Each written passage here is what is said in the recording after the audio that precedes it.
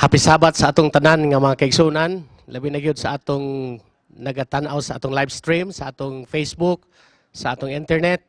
Sa tanan nato nga mga TV sets, mga kaigsunan, happy Sabat kayong tanan. Bisag asa ka mo nahimutang sa inyong mga panimalay karon. Magaingon ako nga dalaygon ng Dios tungod kay ni nakasab kita sa ato nga panahon sa promosyon. Mubulang atong panahon mga kaigsunan apan karong buntaga ang uluhan sa ato ang pagtuon mao God's invitation and warning. God's invitation or warning. Pipila lang kini ka mga teksto makigsunan ug pili lang kita ka minuto magauban apan dalaygon ang Ginoo ang atong teksto makita karon sa Proverbs 1:23 to 33. 11 ka teksto makigsunan. Usbo nako ang uluhan nato God's invitation and warning. Nag-ingon diri sa Cebuan edition makigsunan. Bumalik kamo sa akong pagbadlong. Ania karon. Ibubo ko ang akong espiritu sa ibabaw ninyo. Akong ipahibalo ang akong mga pulong kaninyo. 24 nag-ingon siya. Kay tungod, kay ako nagtawag, ug kamo ming balibad. Akong gibayaw ang akong makamot, ug walay tao nga nagtagad. Apan gisalikway ninyo ang tanan ko nga mga tambag. Og dili mo buot sa akong pagbadlong. 26. Ako usab mo katawa. Sa adlaw sa inyong pagkaalaot. Ako magatamay sa diha nga moabot ang inyong kahadlok. 27 sa diha nga moabot ang inyong kahadlok sama sa usa ka bagyo. Ug moabot ang inyong pagkaalaot sama sa usa ka alimpulos. Sa diha nga ang kasakit ug ang kaguol modangat kaninyo. Unya sila magasangpit kanako apan ako dili na motubag. Sila magapangita nga masingkamuton kanako apan sila dili na makakaplag kanako. Tungod kay ila mang gidumtan ang kinaadman ug wala magpili sa pagkahadlok kang hiyuba. Busa sila magakaon sa bunga sa ilang kaugalingong dalan. 31 makigsunan og 32. Og mga busog sila sa ilang kaugalingong mga lalang. Kay ang pagkasukihan sa mga taong walay pagtagad mo patay kanila. Ug ang pagpasagarong pagpatuyang sa mga buang mulaglag kanila. Mao ni ang nindot nga teksto katapusan makaigsunan. Apan bisan kinsa nga mamati kanako magapuyo sa kasiguruhan ug magamalinaon nga walay kahadlok sa kadautan. Pagkanindot makaigsunan. Akong basahon lang ang pipila ka dili na tuhudtog basa makaigsunan ang in English nga version apan dunay pipila ka mga punto diha nga tagaan ako dakong pagtagad makigsunan. Sa 23 nagingon siya, "Come here and listen to me. I'll pour out the spirit of wisdom and make you wise. I have called you so often, but still you won't come. I have pleaded, but all in vain. For you have spurned my counsel and reproof." Verse 26, "Someday you will be in trouble, and I'll laugh and mock me. Will you? I'll mock you. But all who listen to me shall live in peace and safety unafraid." Mao ni ang mensahe nga gusto na kong ipaabot natong tanan makigsuonan. Labi na gyud tong nagakaluyas pag-alagad. Mga tao nga daw dugay nang wala mibalik sa Ginoo. Makigsuonan kini nga material pwede nato ni share sa atong mga higala nga nagakaluya na sa pag-alagad.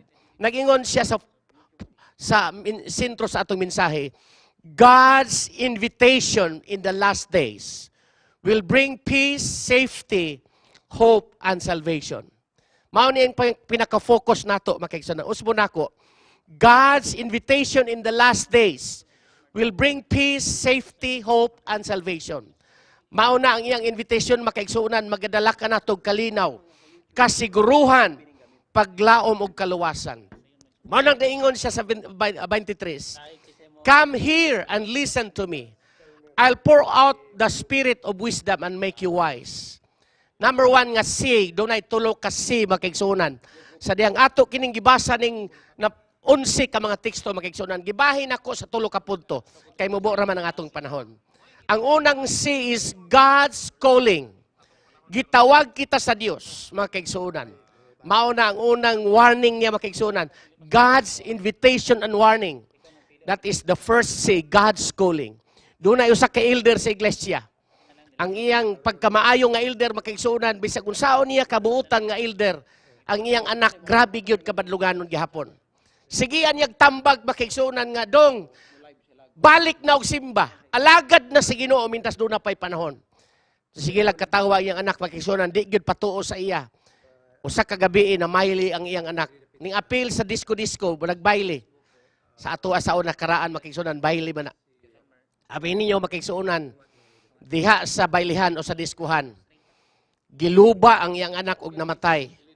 Sa dihang namatay ang iyang anak, ingon ang papadong, hangyoon nako ang Ginoo. Nga buhiyon lang kakadyot, parang makapangayo kag pasaylo. Dili na pwede makaigsunan. Wala kabalik ang anak. Kay wala naminaw sa pagtawag sa Ginoo. God's invitation and warning, the first C is what? God's calling makaigsunan. Mo naingon siya sa 23 o 24, bumalik kamo sa akong pagbadlong o ganiya karon. Ibubo ko ang akong espiritu si babaw ninyo.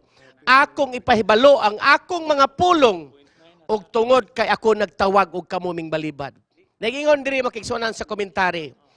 The wise person is not the individual of great intellectual achievement, but the person who makes appropriate choices in his or daily life. Mao na makigsunan. Ikaduha nga punto, ingon siya dinhi, I have called you so often, but still you won't come. I have pleaded, but all in vain.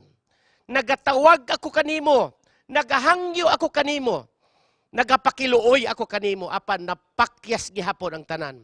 The second C makaigsuunan, God's concern. Unsa tong unang C?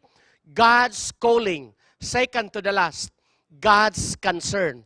Dunay pagtagad ang Ginoo kanato makaigsuunan.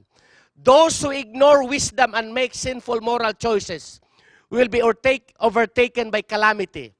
Then it will be too late. They will eat the fruit of their ways. Only a person who listens to and follow the way of wisdom will live in safety and be at ease without fear of harm, mga kaigsunan. So the second C is what? God's concern. The first C is what? God's calling.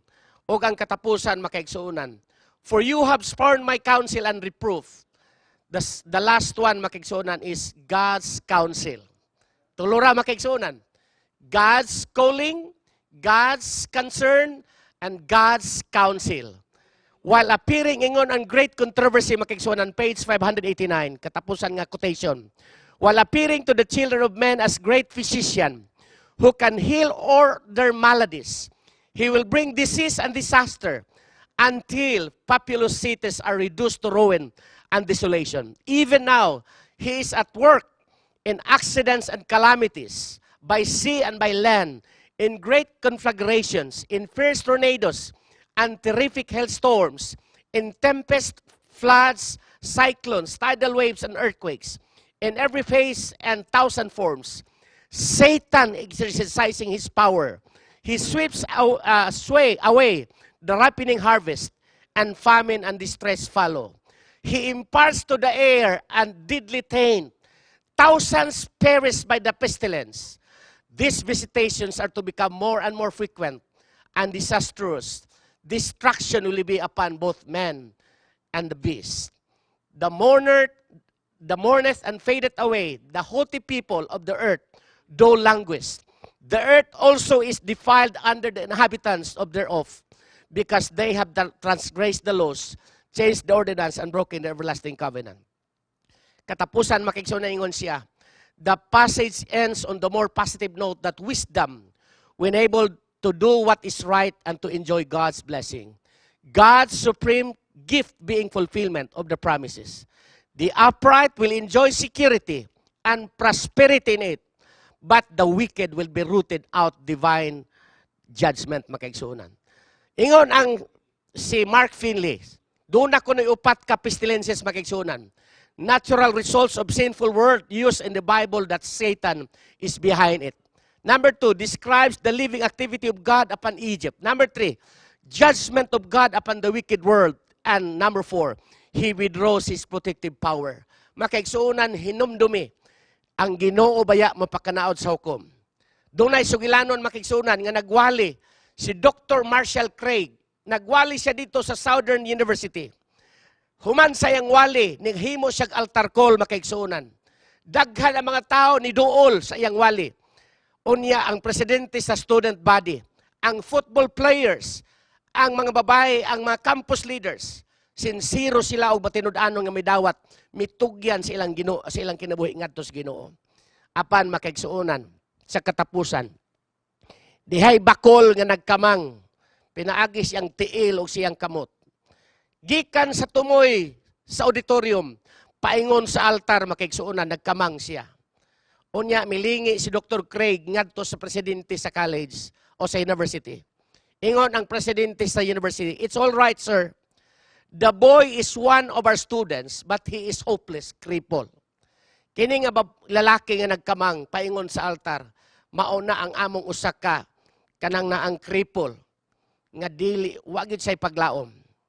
Sa diha ang lalaki gakamang, gihulat siya ni Dr. Craig makaigsuonan. Pag-abot niya sa tubangan, ingon siya, "Sir, nasayod ako nga ang Ginoo na ay lugar sa mga tao. Labi na gyud sa mga maayong nga mga athletes. Nasayod ako nga ang Ginoo na ay lugar sa mga campus leaders." Apan ingon siya, "But sir, thus God has a place for a cripple like me."